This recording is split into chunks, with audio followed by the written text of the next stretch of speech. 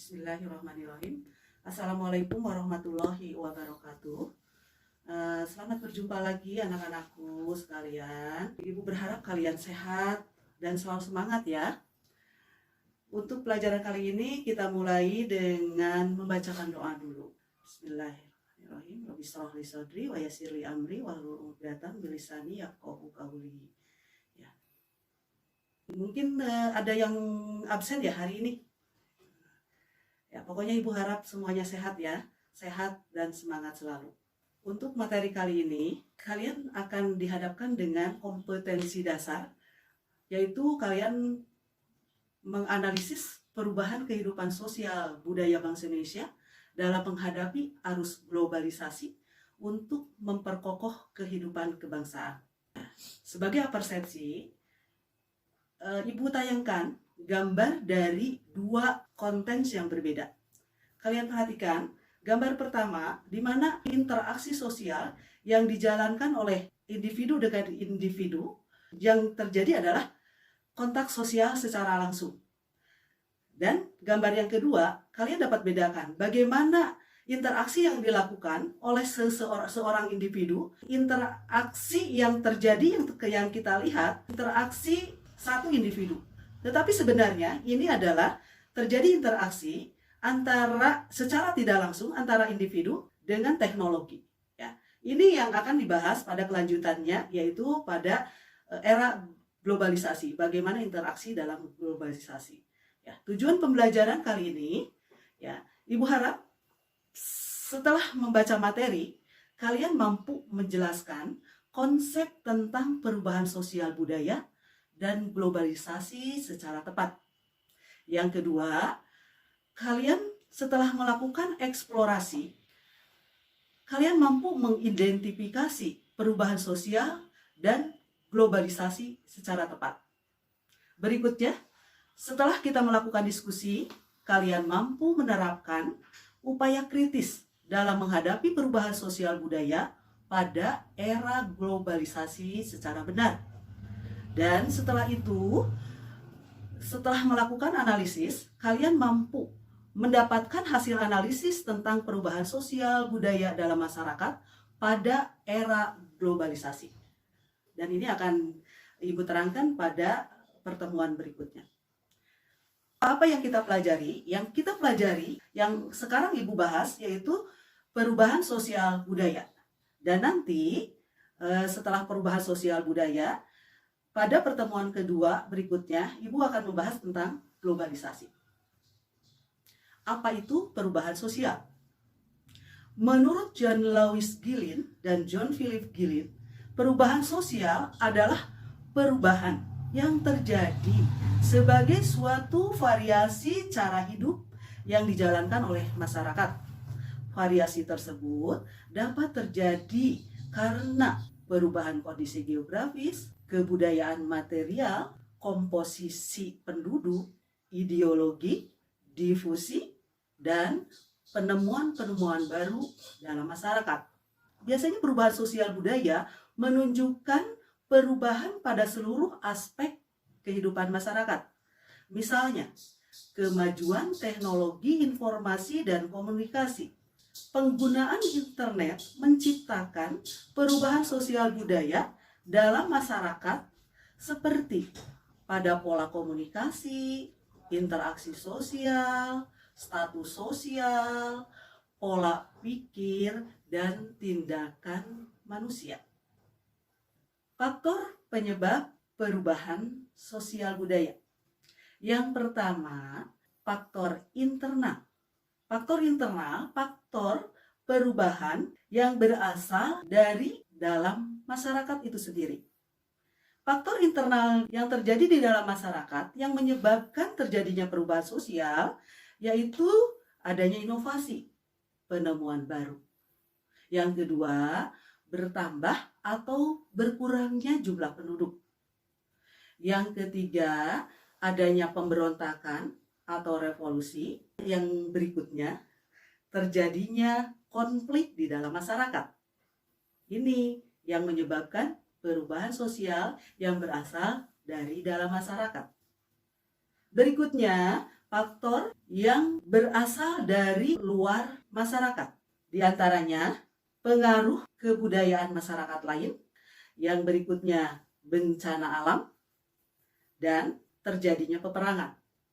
Faktor-faktor pendorong terjadinya perubahan sosial budaya yang pertama yaitu adanya kontak dengan budaya lain.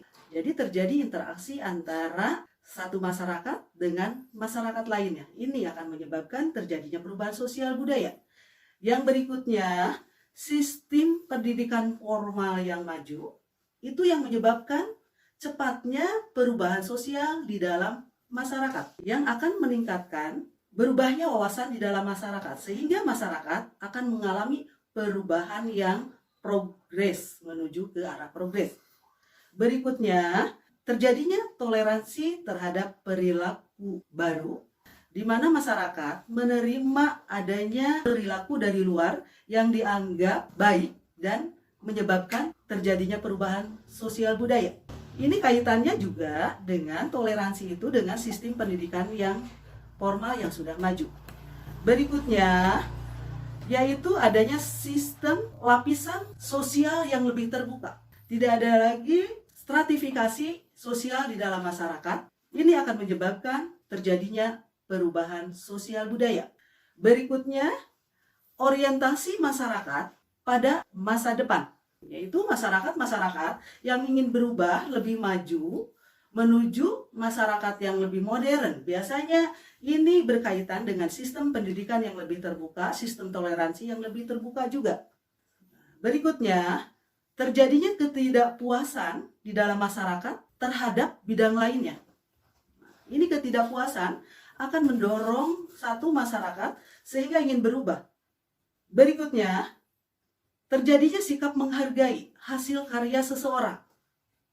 Ini juga yang menyebabkan bagaimana mendorong perubahan sosial budaya. Dan yang terakhir yaitu keberadaan atau penduduk yang heterogen. Penduduk yang heterogen yang terdiri dari berbagai lapisan struktur sosial yang berbeda, terjadi dari perubahan-perubahan dalam pendidikan di masyarakat. Perubahan sosial budaya, faktor penghambatnya diantaranya yaitu yang pertama, kurangnya komunikasi dengan masyarakat lain. Ini biasanya juga kurangnya komunikasi disebabkan dari kaitan dengan yang berikutnya, yaitu di mana di dalam masyarakat perkembangan ilmu pengetahuan juga terhambat. Dan juga itu berkaitan dengan yang berikutnya. Kenapa terhambat? Karena di dalam masyarakat itu sendiri terjadi pola perilaku sikap yang masih tradisional di dalam masyarakat. Sikap tradisional di dalam masyarakat ini juga sebenarnya ini berkaitan ya nak ya. Yaitu kenapa adanya kepentingan yang tertanam kuat. Ini biasanya ada pada masyarakat tradisional, masyarakat dengan tingkat pendidikan yang rendah, itu biasanya mereka lebih tergantung pada satu kepemimpinan. Ya, yang berikutnya, kenapa dia tidak melakukan perubahan sosial budaya, yaitu adanya rasa takut terhadap kegoyahan pada integrasi kebudayaan. Jadi merasa ketakutan kalau terjadinya perubahan sosial budaya justru akan merubah tatanan kehidupan mereka yang sudah pada pola yang konvensional. Nah, sehingga dalam masyarakat itu juga terjadi prasangka yang negatif terhadap hal-hal yang baru. Terjadilah kegoyahan di dalam masyarakat. Nah, ini yang menghambat terjadinya perubahan sosial. Yang berikutnya yaitu hambatan yang bersifat ideologis. Di mana di dalam masyarakat mereka tertanam satu pedoman hidup, satu ideologi yang sudah sangat konvensional dan mereka tidak mau untuk berubah. Yang berikutnya, ini kenapa juga? Karena di dalam masyarakat adat atau kebiasaan mereka telah mengakar. Mereka sulit untuk melakukan perubahan sosial budaya. Berikutnya kita bahas proses perubahan sosial budaya. Ya, proses berubahnya masyarakat ya yang terjadi di dalam masyarakat, perubahan sosial budaya. Yang pertama, akulturasi, yaitu proses penerimaan unsur-unsur budaya baru yang datang dari luar secara lambat dan tidak menghilangkan sifat khas dari kebudayaan itu sendiri. Yang kedua, proses asimilasi, yaitu proses peleburan dua kebudayaan atau lebih yang berbeda menjadikan satu kebudayaan yang baru yang dimiliki bersama. Ini yang terjadi pada masyarakat Indonesia. Yang berikutnya yaitu proses difusi. Proses terjadinya penyebaran unsur kebudayaan seperti gagasan, keyakinan, hasil kebudayaan, atau ideologi dari individu ke individu lain dan dari masyarakat ke masyarakat lain. Bentuk-bentuk perubahan sosial budaya. Pertama, yang berdasarkan proses yaitu perubahan yang direncanakan. Yang kedua, perubahan sosial yang tidak direncanakan. Yang kedua, berdasarkan waktunya, ada perubahan yang lambat atau yang kita sebut dengan evolusi. Yang berikutnya ada perubahan sosial yang cepat atau yang disebut dengan revolusi. Berdasarkan pengaruhnya, ada perubahan yang kecil, ada yang perubahan besar. Ya, biasanya perubahan besar ini sinkron atau sama dengan proses revolusi. Berdasarkan kemajuan dan kemunduran arahnya, ada yang progresif, perubahan menuju ke arah yang baik, ada perubahan yang menuju ke arah kemunduran atau disebut perubahan regresif. Perubahan sosial berdasarkan prosesnya. Perubahan sosial yang direncanakan atau planned change, ya, yaitu perubahan sosial ini yang dilakukan oleh pihak-pihak yang menghendaki adanya perubahan sosial. Ada yang kedua, perubahan sosial yang tidak direncanakan. Ini perubahan sosial ini terjadi di luar kehendak dari jangkauan masyarakat. Perubahan ini cenderung berdampak negatif karena sering merugikan masyarakat. Perubahan sosial berdasarkan waktunya. Yang pertama, perubahan sosial evolusi, yaitu perubahan yang membutuhkan waktu yang lama dan diikuti dengan rentetan perubahan-perubahan kecil yang saling mengikuti secara lambat.